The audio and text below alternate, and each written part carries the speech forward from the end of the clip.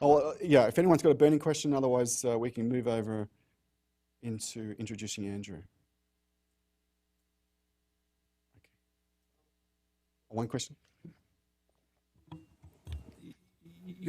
This might not be directly related to your talk, but it might be relevant to some of the discussions. You know, your discussion about public versus private.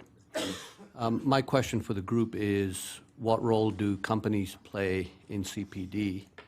Specifically, you know, pharmaceutical companies and devices. We see many of these companies at our annual meetings sponsoring, you know, our professional societies, and they run a lot of continuing education type projects. And I think you might have referred to that a little bit. And again, this might not be directly related to your talk, but I just wanted to raise that point for us to think about. It was part of the mix of pressures. It wasn't just about redirection of funding, but there are other players in the market, as you suggest, that were putting pressure on those offices as well in terms of how they function, how they target their activities and what relationships they can form and how they cost for that. And so that was definitely all part of the mix as well. So given that it was a public sector institution, we were looking towards the public institutions to fund us effectively rather than being able to operate like the private sector can, as we've got rules around that kind of relationship. But yeah, it's an important point, I think, for sure. So, Simon? you're right. I just wondered if you could talk a little bit more about why those key personnel didn't come. I wondered if you could talk a little bit more about why those key personnel didn't attend. Well, I think at the dean level, and the way that the university, I can only speculate, but I think at the dean's level amongst these universities, they're in a quasi-competition kind of relationship with other university institutions. And this is where it gets interesting in terms of that concept of partnership and the concept of a conditional alliance. Because having a strongly shared value proposition, which we believe they did have, we felt that this provided the excellent platform for the building of the partnership and for this consortium to work. But because of the quasi-competitive nature of these public sector institutions and funding models, student input, all those kinds of relationships with their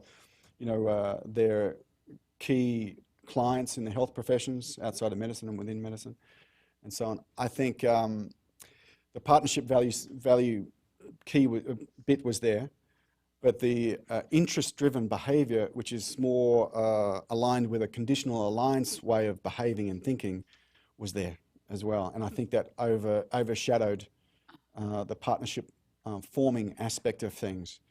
So you would think in a public sector situation like this, that it would be the ideal place where a consortium like this could be put together.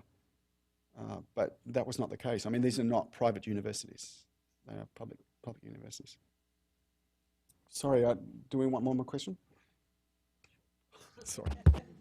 Sorry, just a quick question, I guess, and comment. I'm Kate Renier. I'm with the Accreditation Council for CME here in the U.S.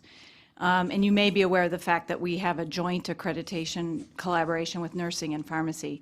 And when you were describing your walk in the woods, it made me think of the 15 years, which was more like wandering in the desert, that we spent sort of getting to know each other and dealing with the cultural and historical issues between accreditation in nursing, pharmacy, and medicine.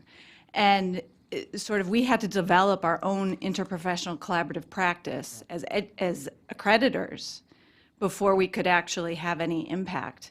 And we had to be afraid to, we had to not be afraid to fail, because we did actually fail in a couple of our projects. So I guess I'm wondering, you know, it took us 15 years to get organized. Is there an effort to try again or to learn from the lessons of this effort? Not as strongly as I'd like to see it.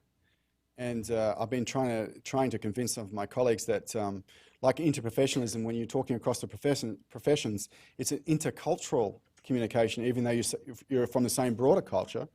It's an intercultural communication process nonetheless. And when you look at organisational culture, university institutions and their history and how their identity has grown up around certain kinds of aspects of the institution that they value, you can think about the communications between the CPD offices in the same way. you need to say, well, I have to put a lid on on my preconceptions about what drives these people, and I need to start listening and asking them basic questions about why they're in the game and how they go about their business and what satisfies them, what satisfies their clients, what satisfies their organization, and basic conversations. Yeah. Yep. Okay, I better move on. Now I'm getting the hook to pull me off the stage. So it's with great pleasure that I get to introduce Andy Spiegel, who's also going to give us something a little different as well from what we've heard this morning. So Andy founded the Colon Cancer Alliance, the leading US-based national patient advocacy organization dedicated to colon cancer. Mr. Spiegel is an attorney, besides being the co-founder of the organization and long-term board member of the Alliance, became CEO in January of 1999, and he ran the CCA for nearly 5 years before undertaking his next venture, the Global Colon Cancer Association. He's also a director of the International Association of Patient Organizations. He's on the board of that as well. So it's with great pleasure I bring Andy up to talk a little bit about his patient perspective.